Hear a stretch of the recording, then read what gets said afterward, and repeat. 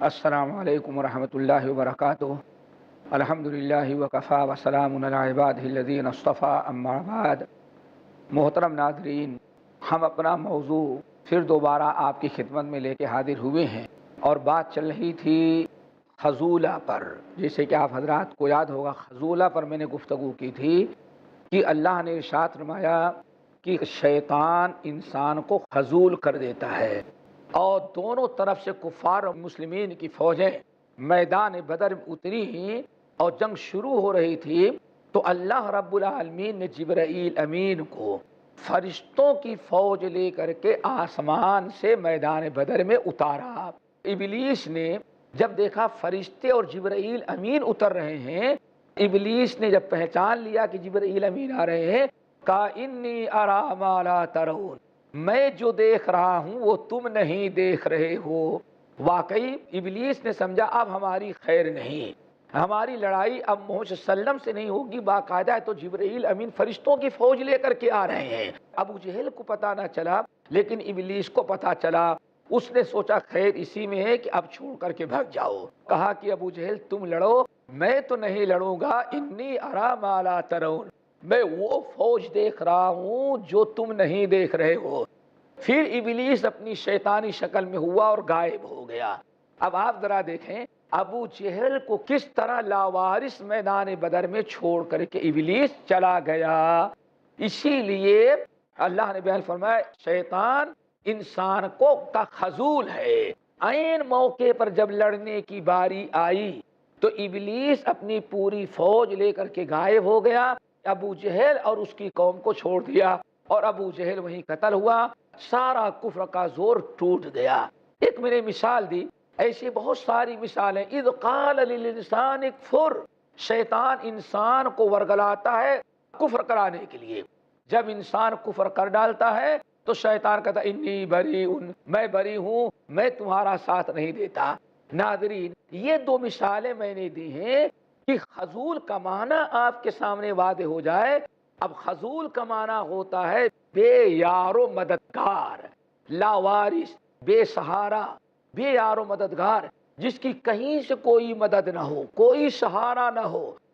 عربی زبان میں اس کو کہا جاتا ہے خذول۔ اب آئیے حدیث سمجھیں۔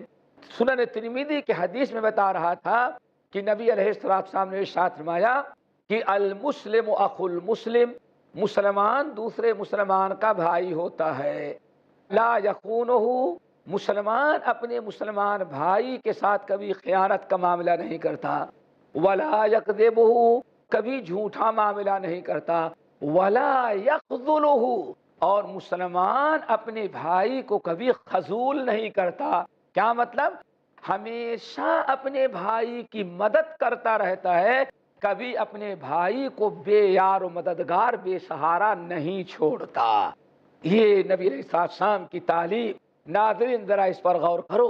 نبی علیہ السلام فرما رہے مومن وہ ہے جو اپنے مومن بھائیوں کو کبھی بے سہارا، بے یار و مددگار نہیں چھوڑتا، بلکہ ہمیشہ ہر حال میں اپنے مسلمان بھائیوں کا وہ مددگار ہوتا ہے، ہمیشہ وہ مدد کرتا ہے۔ اور یہی موضوع سخن تھا، ولا یخذلہ۔ پھر آگے نبی علیہ السلام نے اسی حدیث کے اندر اور دو تین باتیں بیان کی، وہ بھی انشاءاللہ فائدہ مند ہوں گی، ناظرین کے سامنے ہم رکھ دینا مناسب سمجھتے ہیں۔ آپ نے فرمایا کل المسلم علی المسلم حرام دمہ ومالہ وعرضہ۔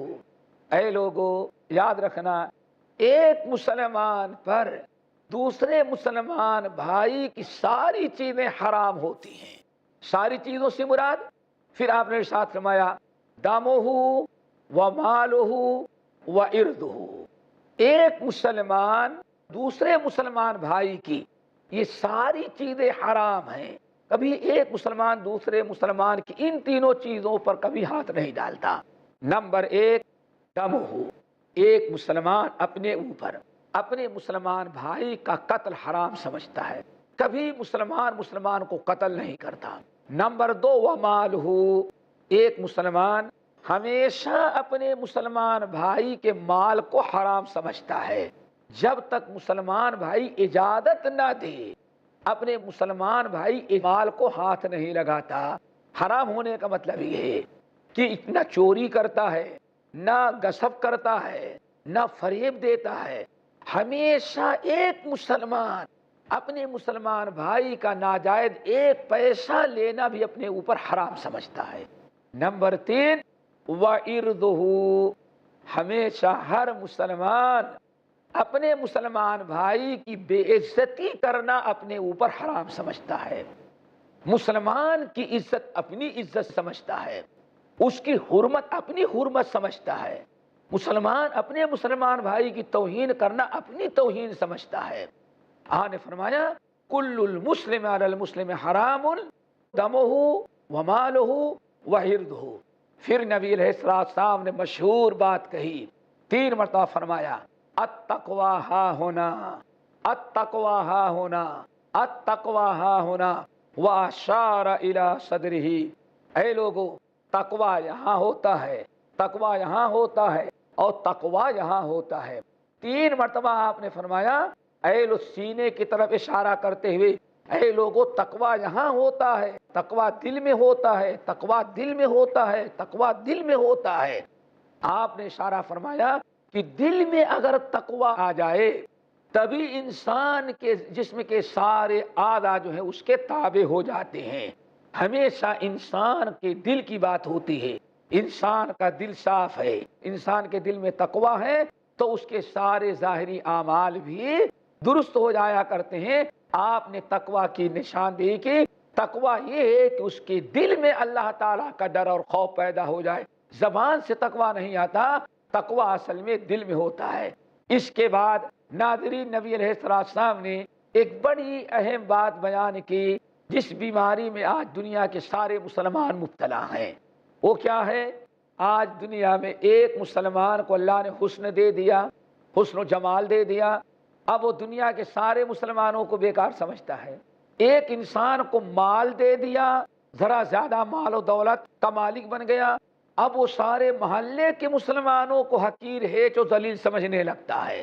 نبی علیہ السلام نے اسی عیب کی طرف نشاندہی کی اور فرمایا بحسب من الشر، ایک آدمی کے برا ہونے کے لیے اتنا ہی کافی ہے کہ ان یحقر اخاہ المسلم، بحسب من الرجل، ایک آدمی کو برے ہونے کے لیے، گنہگار اور مجرم ہونے کے لیے اللہ کے رسول نے فرمایا اتنا ہی کافی ہے کہ اپنے مسلمان بھائیوں کو وہ حقیر سمجھنے لگے۔ بحسب من الشر، آدمی کے مجرم، آدمی کے گنہگار، آدمی کے برے ہونے کے لیے اتنا ہی کافی ہے ان یحقر اخاہ المسلم، کہ اپنے کسی مسلمان بھائی کو حقیر اور ذلیل سمجھے۔ مسلمانوں کو حقیر اور ذلیل سمجھنا انسان کے جہنمی ہونے کے لیے اتنا ہی کافی ہے۔ اور شاید ناظرین نے کبھی حدیث سنی ہو صحیح مسلم کی کہ نبی علیہ السلام ارشاد فرماتے ہیں 2 آدمی تھے، دونوں مسلمان، ایک آدمی بڑا نیک صالح اور دوسرا بیچارہ جو تھا نیکیاں کرتا لیکن کچھ گناہوں کا اتنا عادی بن چکا تھا کہ وہ گناہ کبھی چھوڑ ہی نہیں پاتا تھا۔ جو نیک صاحب تھے وہ اس کو برابر سمجھاتے رہے، بھائی تم یہ گناہ کرتے ہو، بعد آ جاؤ، نہیں بعد آیا، پھر دوبارہ سمجھایا گناہ سے بعد آ جاؤ، بار بار گناہ سے روکتے رہے اور وہ بات نہیں آیا۔ جب عالم ہوں یا لوگوں کو سمجھانے والے جو نیک انسان تھے انہوں نے زیادہ ضد کہ تمہیں چھوڑنا پڑے گا یہ گناہ، تو بندے نے کہا بھائی تم چپ رہو، میرا اور میرے رب کا یہ معاملہ ہے۔ اللہ اکبر۔ اس انسان نے سامنے والے کو یہ کہہ کر کے لاجواب کیا۔ عالم دین نیک جو تھا وہ سمجھا رہا ہے کہ گناہ چھوڑ دو، گناہ چھوڑ دو، گناہ چھوڑ دو، بہت اصرار کیا، ضد کیا، تو آخر کار چڑھ گیا وہ آدمی۔ اس نے کہا اچھا آپ خاموش ہو جائیں، ہم گناہ کرتے ہیں، یہ میرا اور میرے رب کا معاملہ ہے، تم خاموش رہو۔ اب جو سمجھانے والے تھے نیک صاحب ان کو غصہ آیا، کہا واللہ لا یغفرک اللہ، اللہ کی قسم اللہ تجھے جہنم میں ڈالے گا، تجھے کبھی نہیں معاف کرے گا۔ اتنا بڑا فتویٰ دے دیا۔ اللہ اکبر۔ یہی ہے میرے بھائی، ایک مثال دے رہا تھا کہ نبی علیہ السلام بیان فرمائے لوگوں خبردار، اپنے کسی مسلمان بھائی بد شکل ہو، غریب ہو، فقیر ہو، لیبر ہو، مزدور ہو، خبردار کبھی اپنے مسلمان بھائی کو حقیر نہیں سمجھنا۔ تمہیں نہیں پتا کہ وہ غریب ہے، بد شکل ہے، لیکن اس نے رب کے لیے کیا کیا کر کے رب کے ہاں کیا اونچا مقام و مرتبہ بنا رکھا ہے، تمہیں نہیں پتا ہے۔ اس لیے خبردار کسی مسلمان کو کیسا بھی ہو حقیر نہیں سمجھنا، ورنہ جہنم میں جانے کے لیے گنہگار ہونے کے لیے کافی ہے۔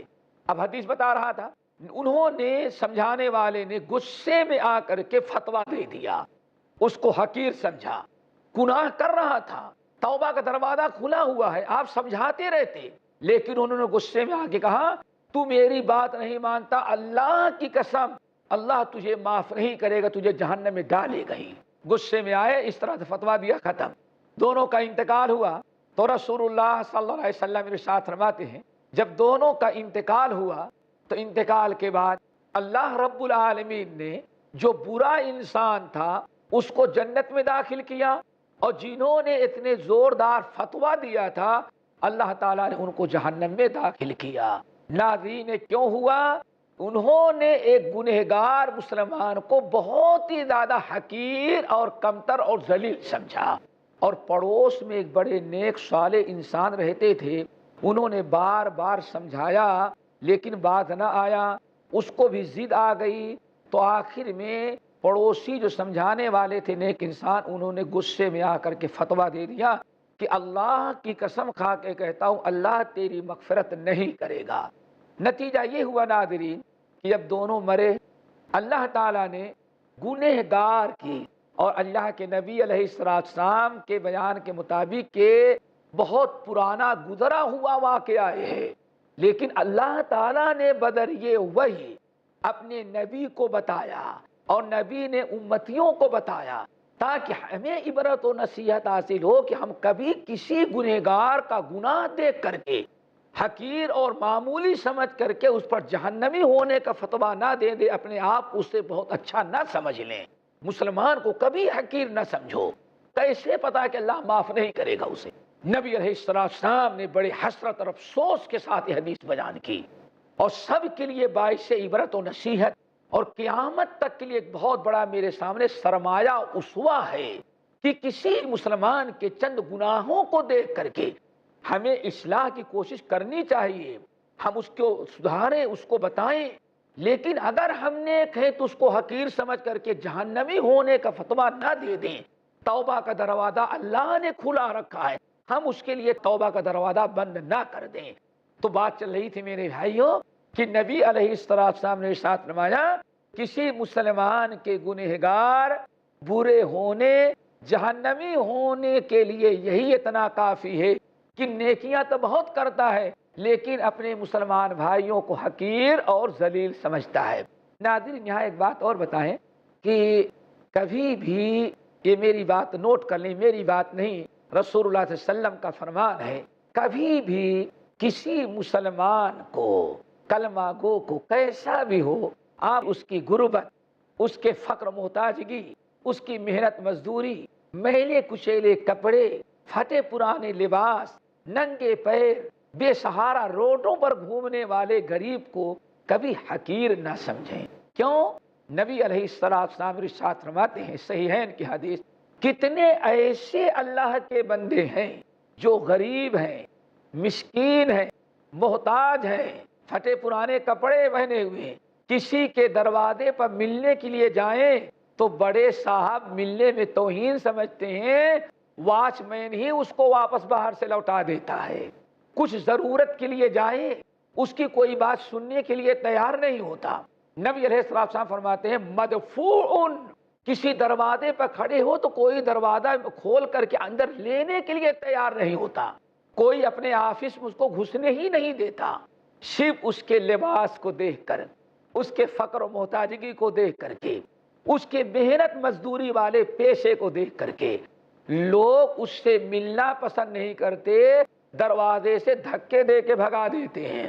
لیکن آج فرمایا یاد رکھو لو اقسم علی اللہ لابرہ، دھکا دینے والوں سن لو، اسے حقیر سمجھنے والوں کان کھولو، ساتھ میں اللہ کی قسم جس کو تم فتح پرانے کپڑے محنت مزدوری کرتے ہوئے دے کر کے دھکے دے کے واپس لوٹا دے رہے ہو، ان میں کتنے ایسے ہیں اپنے اخلاص، اپنے ایمان، اپنے تقوی، اپنی عبادت اور اپنی پرہیزگاری کی بنا پر اللہ کے ہاں اتنا اونچا مقام انہوں نے بنا رکھا ہے کہ لو اقسم علی اللہ لابرہ، اگر وہ کسی چیز کے کرنے پر قسم کھا لے تو اللہ تعالیٰ ان کی قسم کو پوری کر دیتا ہے۔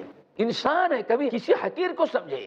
صحیح بخاری اور مسلم کی روایت، سعد بن ابی وقاص رضی اللہ تعالیٰ عنہ جنتی صحابی ہیں، عشرہ مبشرہ میں سے ہیں، السابقون الاولون میں سے ہیں۔ ایک دن ان کے ذہن میں آیا سعد بن ابی وقاص کے کہ فلاں آدمی جو ہے فلاں فلاں فلاں فلاں وہ ہمارے بعد مسلمان ہوئے، ہمارے بعد ہجرت کیے اور ہماری طرح ان کو دین میں تکلیف بھی نہیں اٹھانی پڑی، ہم نے یہ کیا یہ کیا یہ کیا، ہمارے یہ مناقب یہ فضائل سب کچھ، اور سامنے والے کو ذرا اپنے سے چھوٹا اور حقیر سمجھا۔ اللہ کے رسول کو یہ چیز پسند نہ تھی۔ کون ہے؟ سعد بن ابی وقاص، عشرہ مبشرہ، اعلیٰ درجے کے صحابی، ساری قربانیاں دین کے لیے دی ہیں، لیکن مسلمان ایک دوسرے صحابی تھے ان کو اپنے سے حقیر سمجھا۔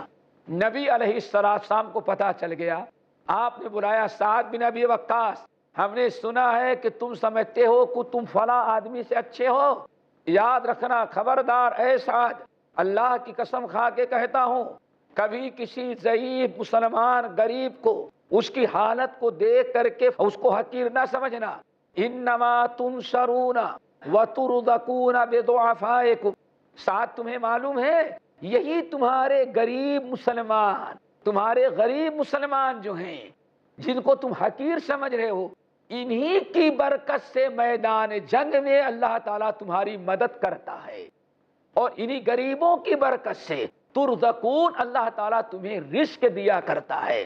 اور بلکہ بعض روایتوں میں آیا انہی غریبوں کے اخلاص، ان کی دعائیں، ان کی نماز کے برکت سے اللہ تعالیٰ دشمنوں کے مقابلے میں میدان جنگ میں تمہیں غلبہ عطا کرتا ہے، تمہیں رزق دیتا ہے، تمہیں برکتوں سے نوازتا ہے۔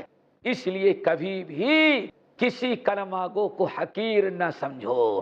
کسی مسلمان کو نیکیاں کر رہا ہے، ہو سکتا ہے غریب مسکین پھٹے پرانے کپڑے پہنے دیکھ کر کے کبھی اس کو حقیر نہ سمجھو۔ ہو سکتا ہے کہ کپڑے تو مال سے غریب ہے، کپڑے سے محروم ہے، ہو سکتا ہے آپ سے زیادہ دین اور تقوی سے مالا مال ہو۔ اللہ تعالیٰ کے یہاں دین اور تقوی کا اعتبار ہوتا ہے، مال کا اعتبار نہیں ہوتا۔ ناظرین، یہ حدیث انتہا کو پہنچی، اسی پر مکمل ہوئی کہ نبی علیہ السلام نے ارشاد فرمایا المسلم اخو المسلم لا یخونہ ولا یکذبہ ولا یخذلہ کل المسلم علی المسلم حرام دمہ ومالہ وعرضہ، التقوی ہاں ہونا التقوی ہاں ہونا۔ یہ ساری چیزیں بیان کرنے کے بعد فرمایا کہ اے لوگو، ایک انسان کے گنہگار اور مجرم ہونے کے لیے اتنا ہی کافی ہے کہ اپنے مسلمان بھائی کو حقیر و ذلیل سمجھے۔ لقد کان لکم فی رسول اللہ اسوۃ حسنہ، اے مسلمانوں، نبی علیہ السلام کے گفتار میں، کردار میں، چال چلن میں تمہارے لیے بہترین اسوہ اور نمونہ ہے۔ نبی کو دیکھو کہ نبی کس طرح سے خدمت خلق کر رہے ہیں اور نبی کس طرح سے لوگوں کی مدد کر رہے ہیں۔ اللہ تعالی ہم تمام لوگوں کو اپنے نبی کا اسوہ اپنانے کے توفیق نصیب فرمائے۔ محترم ناظرین، وقت مکمل ہوا اور باتیں کچھ باقی رہ گئی ہیں، انشاءاللہ پھر دوبارہ آپ کی خدمت میں اپنا یہ موضوع سخن لے کر کے حاضر ہوں گے۔ اجازت چاہتے ہیں، السلام علیکم ورحمۃ اللہ وبرکاتہ۔